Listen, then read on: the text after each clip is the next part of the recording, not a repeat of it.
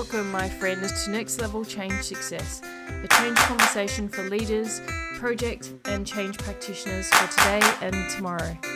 My name is Therese Perez of myvirtualchangemanager.com, and I'm an experienced change and project professional and people leader with many years of experience in the industry. I love business, and I love the people side of business especially. So nothing lights me up more than seeing people use change management, project management, and strong change leadership to engage, motivate, and inspire people, and ultimately transform organisations. If you've heard about change management and have no idea of what it involves, then you're in the right place. If you know about change management, but you want to take your practices to the next level, then this is where you should be. I'm going to share the stories of my experiences, interview some fantastic people, and I'm going to explore all of the challenges and opportunities that you face in organisations right now.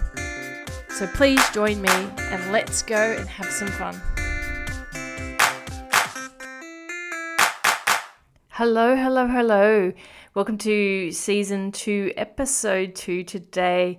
I'm all about unpacking the change diamond of effectiveness. I talked about this last year. I really want to go through this in depth, and today I'm talking about one of the points of the diamond, which is all about design. But before I begin, I'd like to acknowledge that I am recording on Tharawal country today and pay my respects to the traditional owners and custodians on the land on which I am recording. So this is a really exciting topic because a shout out to you if you are from the customer experience area. You're probably fighting a hard battle in some organizations regarding getting attention, funding, support for the customer-based conversation. It sounds crazy. I know it sounds absolutely crazy that in this day and age, an area that focuses on customers and how they experience products and services of your organization, that might be an area that's up for debate, but it really is in some organizations. So one of the things to mention is that this point of the diamond when it comes to design is about that customer mapping. It is about talking and taking design to the users of the product that you're looking to make the change with, the users of the policy, the users of the process.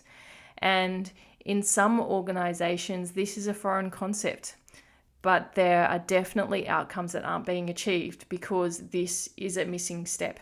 Now, if you work in technology, it could be exactly the same thing. What I would say is you really need to talk to the end user of the product, and not just as a requirements gathering exercise, but also to observe how people interact with that product, because oftentimes the people who are looking at it in a black and white way of saying, well, this is what it does now, this is what we want it to do, aren't looking at actually how do the, say, sales operators, or how does the call center people, how do they interact with this product or software currently to really understand the pain points. Now, this is something that some organizations who are customer-centric and who really thrive in innovation, they've got this nailed. So they really do make sure that the conversation starts with the customer and ends with the customer. No matter if that's an internal customer, so whether it's someone else in a team who uses the product, or whether it's an external customer. And those who really do make targets and get good outcomes definitely are taking this approach. Now, I want to talk about the mindset when looking at design.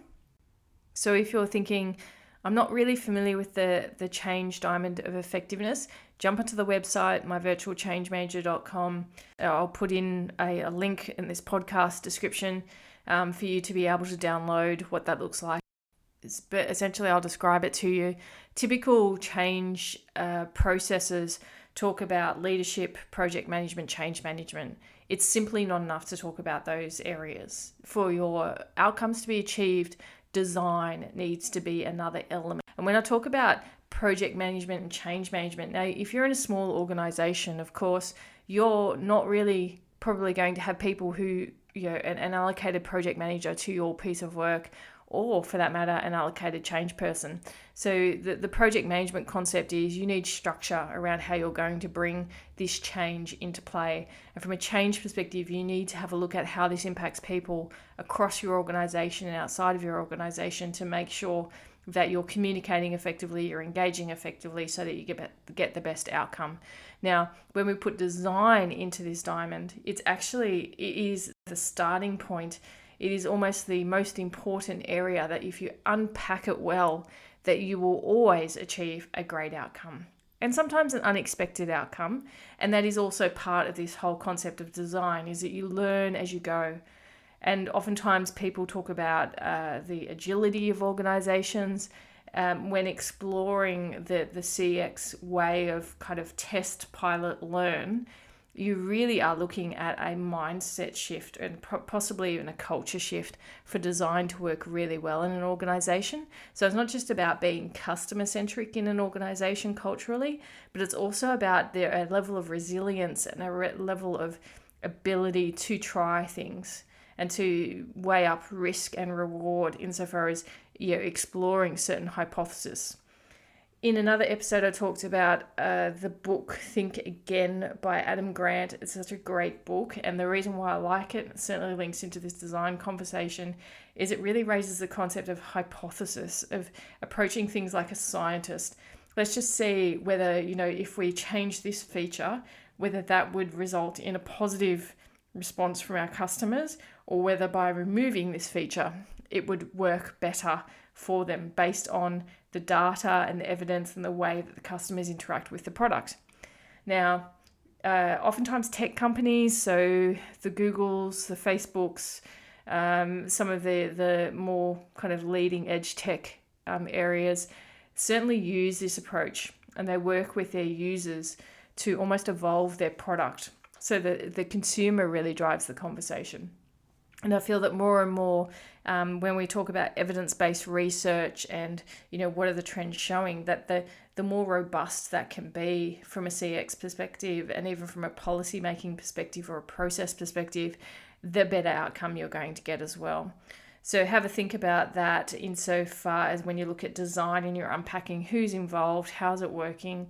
Also think about the mindset in which people are approaching this whole area when it comes to big change that you're introducing, because the better the mindset that you bring to the table and that senior leaders bring to the table, as well as the doers, the more resilient and I feel like the more progressive the outcomes you're going to achieve will be, because of the mindset that everyone approaches it with. It's not a static, fixed mindset. It's definitely a growth mindset and the ability to learn and continue to learn and then continue to grow. The other element of design is this concept of teaming, because oftentimes when you look at design, it's not just one person who sits behind a desk or a computer who essentially goes, well, this is what it's going to look like.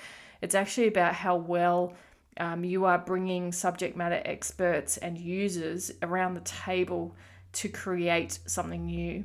The other thing in design is about how you may break down borders and really look at introducing and bringing in people who may have no understanding of the subject topic, but who have the ability to kind of question things or bring in different ways of thinking into the conversation. And I'll give you an example. One time when I was in a strategic forum, we had a lot of leaders in the business there. We wanted to talk about how the interaction with customers might change, or the way in which we provided services might change. Someone was going to go through almost like a bit of a requirements gathering exercise, and I said, hang on a second, why don't you do this? Why don't you get everyone to bring out their smartphones, so bring out whether iPhone or Android, and then get them to have a look at what apps they have on their phone. And then as they're going through their apps, have them think about what apps they like to use and why they like to use them. And then contextualize it in that fashion, and then have them say, what things would you like to see when it comes to how we communicate across in this organization? And that reframed everything. So the framing that you're putting around these discussions is quite critical. And if you're a change creator, so if you're someone who is either leading conversations like that, making decisions about how design workshops are going to be presented and how they're going to be run, make sure that you're asking those who are facilitating, what's the framing you're putting around this? Tell me the approach that you're taking, because sometimes the approach keeps people's thinking within a box.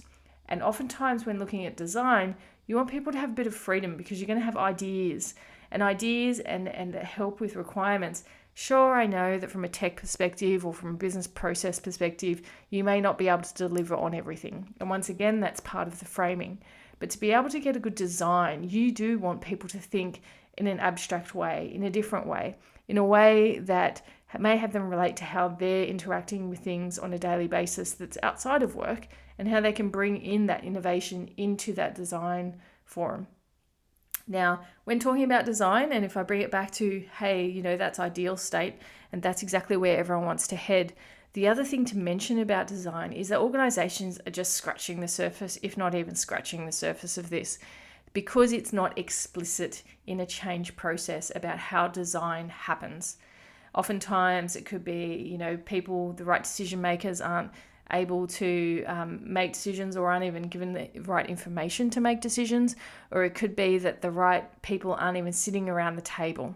From a change perspective, oftentimes the pain point is you haven't even had the right people or even frontline users or those who would use this product from day to day at the table. And there's a major flaw. So that's kind of the easiest quick win, low-hanging fruit, as they say, to really look at and explore if you're a change creator. Have you got the right people around the table?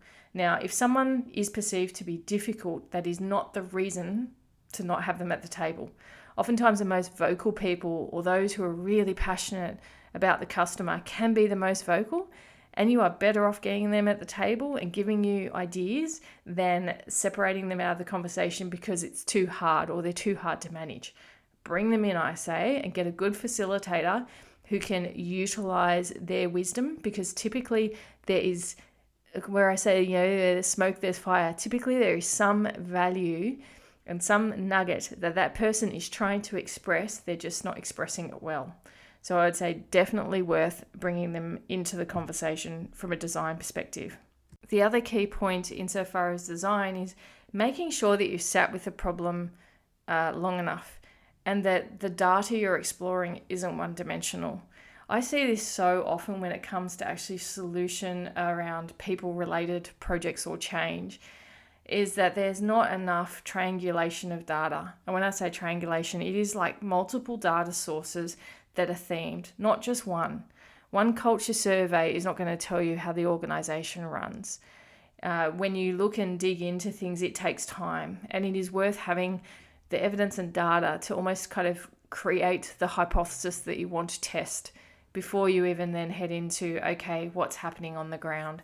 So really, really important that you're looking at a triangulation of data and data sets when looking at a problem. Because oftentimes the fixes, and this is the irony of it, is that most organizations are running to fix. And they're running to fix because oftentimes in the leadership cohorts or in the senior cohorts, there is that ego which really drives I know best. So, and I've been in the industry for so long and I know So therefore, I think this is the problem and this is how we fix it. And around the tables, you can hear people jump to solution versus sit with the problem long enough. And the whole concept of the CX from CX perspective is to unpack that problem, get the view of the customers and the users to see what those issues look like, and then create the hypothesis off the back of that and identify opportunities and different things to test. So that whole, checking of ego, and are you jumping to a solution that actually isn't really a valid one because we're not listening well enough to what the customer's saying or that the end user's saying. You're assuming that when they say, this doesn't work for me, you're thinking it's a technical issue. They're not saying that. What they're really saying is, I'm not getting my needs met. So what are the needs? How do we best meet them? What do they think about it? And then how can we put that into place? It's very much an unpacking situation, and you need to have enough time to do that. And, build up that almost like evidence base to continue to evolve.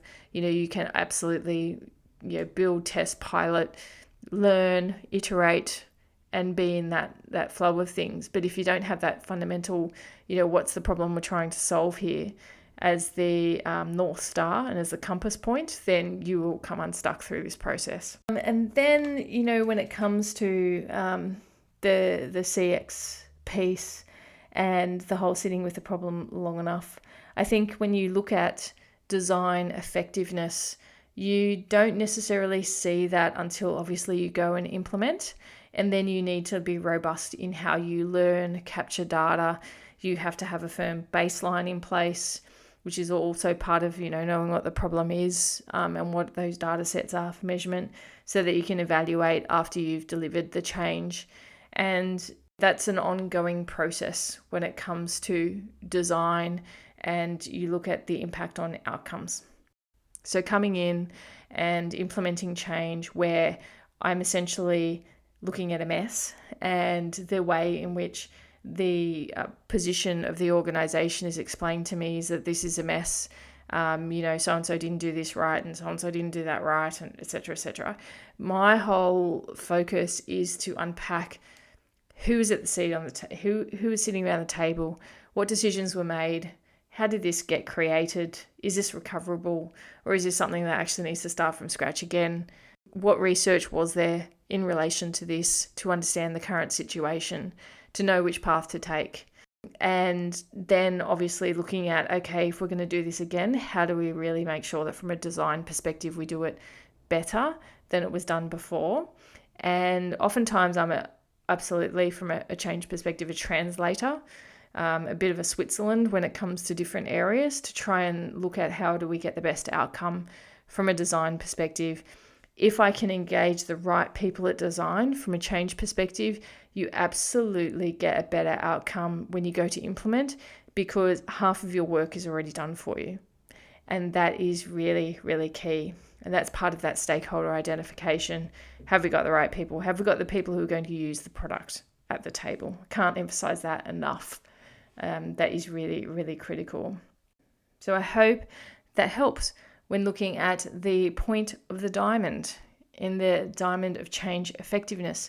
Design, it's an element that doesn't exist in most of the models. It is an absolute must when looking at change and when looking at outcomes. If you haven't got the right people at the table, if you're not sitting with the problem statement enough, if you're not using techniques such as journey mapping to understand exactly how the interactions work, even when you're looking at policy development, the sitting with the people who are those who are experiencing the policy, then it is how you get to operational implementation and where it gets compromised. So begin with the end in mind. You want the best outcomes, so work on involving the right people, having the right areas represented, and incorporating those people and their feedback into your design elements, and you will undoubtedly always achieve a better outcome as a result of that. As I mentioned, if you're a change creator, if you're in a leadership space, if you're a change manager, you will push for this. If you're a project manager, I would expect the same, because it's going to either have your project succeed or fail. And as a general focus on outcomes, it's the way to go. Thanks very much for listening. I hope you're enjoying the podcasts. And remember that change matters because people matter. Come and join me over at myvirtualchangemanager.com. See all of the tools and templates that we have available for you, and we can walk this change journey together. Have a great day.